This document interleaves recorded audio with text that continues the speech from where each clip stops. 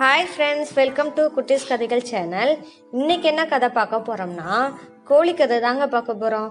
என்னோடய சேனலில் ஏற்கனவே கோழி கதை போட்டிருக்கேன், ஆனால் இங்கே வேறுபட்ட கதையாக தான் போட்டிருப்பேன்.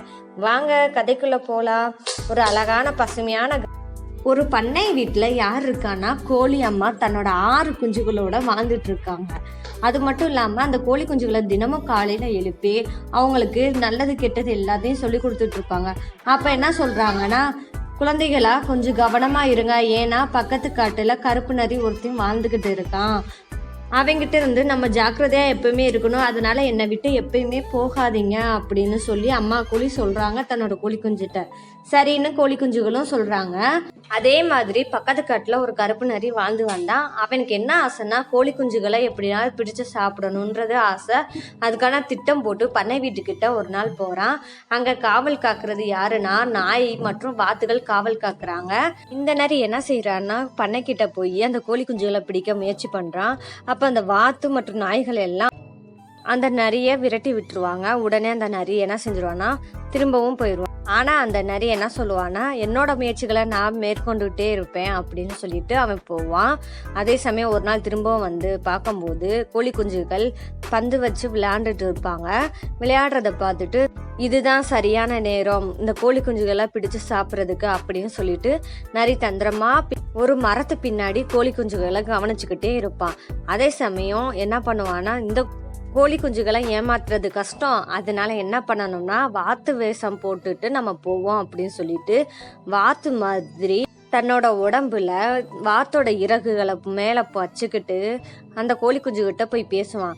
கோழி குஞ்சுகளா, நான் உங்களோட வாத்து மாமா வந்திருக்கேன் அப்படின்னு சொல்லவும் கோழி குஞ்சுகள் பக்கத்தில் போவாங்க. உடனே கோழி அம்மா என்ன செஞ்சுருவாங்கன்னா, குழந்தைகளா அவங்கிட்ட போகாதீங்க, அது நரி அப்படின்னு சொல்லிட்டு வாங்க என்கிட்ட அப்படின்னு அந்த நரியை விரட்டி அடிச்சிடுறாங்க கோழி அம்மா. திரும்பவும் என்ன பண்ணுதுன்னா, அந்த நரி திரும்பவும் ஒரு நாள் வருது. அது எந்த மாதிரி சூழ்நிலையில வருதுன்னா, மழை பெய்கிற நேரத்துல வருது. அதே நேரம் இரவு நேரமா இருக்கு. மாடுகள் அங்க பண்ணை வீட்டுல இருக்கிற எல்லா விலங்குகளும் தூங்கிட்டு இருக்காங்க. அந்த நேரம் பார்த்து தண்ணி வழியா வராங்க. அதே சமயம் என்ன செய்யறாங்கன்னா, காக்கா மாஸ்டர் வந்து வாத்துகள் மற்றும் ஒரு குட்டி நரி, தவளை, அப்புறம் மற்ற எல்லா விலங்குகளுக்கும் பாடம் சொல்லி கொடுத்துட்டு இருக்கத அந்த நரி பார்த்துட்டு மறுநாள் தன்னை ஒரு டீச்சராக மாற்றிக்கிட்டு அங்கே வந்து நடிக்க வந்துட்டான் கோழி அம்மா கிட்ட. அந்த நரி கோழி குஞ்சுகிட்டையும் சொல்லுது, உங்களுக்காக நான் பாடம் கற்றுக் கொடுக்க வந்திருக்கேன்னு சொல்லும் போது நரியோட வால் என்ன செய்யுது, அசைய ஆரம்பிக்குது. நீங்கள் ஆசிரியர் சொல்கிறீங்க, உங்கள் வால் ஏன் ஆடுது அப்படின்னு சொல்லவும் நரி என்ன செய்யுதுன்னா வெக்கப்பட்டு ஓடிடுவான். ஓடவும் என்ன செஞ்சிருவாங்க, எல்லாருமே சேர்ந்து ஜாலியாக விளையாடுவாங்க.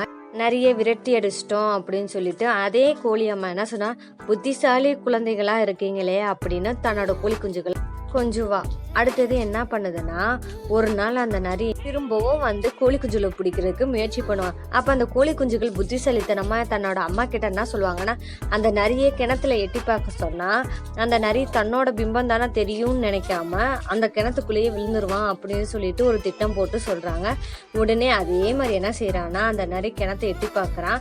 எட்டி பார்த்தா தன்னை மாதிரி ஒரு நரி இருக்கானே அப்படின்னு சொல்லிட்டு அவனோட சண்டை போட போவோம்னு சொல்லிட்டு கிணத்துக்குள்ள விழுந்துறாங்க. விழுந்தனையும் அதுக்கு சந்தோஷம் தாங்க முடியல கோழி அம்மாவுக்கு. என்னோட குழந்தைகள் இவ்வளோ புத்திசாலித்தனமா இருக்காங்களேன்னு சந்தோஷமா பாட்டு பாடி மகிழ்றாங்க.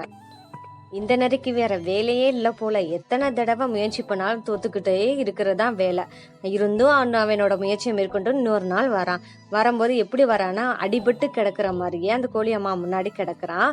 அதை பார்த்து கோழி அம்மா என்ன செய்யறான்னா, அந்த நரிக்கு உதவ போறான். அப்ப கோழி குஞ்சுகள் என்ன சொல்லுதுன்னா, இல்லம்மா அதை பாரு, அந்த நரி வந்து திட்டமிட்டு வந்திருக்கான், நீ அவனை பாரு அப்படின்னு சொல்லவும் நரியை பார்த்துட்டு கோழி அம்மா உதவ போகல. திரும்பி என்ன செஞ்சா காட்டுக்கே போயிடுவான். சரி, காட்டுக்கு போனதுக்கு அப்புறம் என்ன பண்ணுவான்னா, போயிட்டு திரும்பவும் வரும்போது ஒரு ஆமை புத்தகம் படிச்சுட்டு இருக்கோம். அதை பார்த்துட்டு என்ன சொல்றோம், நீங்க அறிவாளியா இருக்கீங்க, ஒரு புத்திமதி சொல்லுங்களே எனக்கு அப்படின்னு சொல்லுவான்.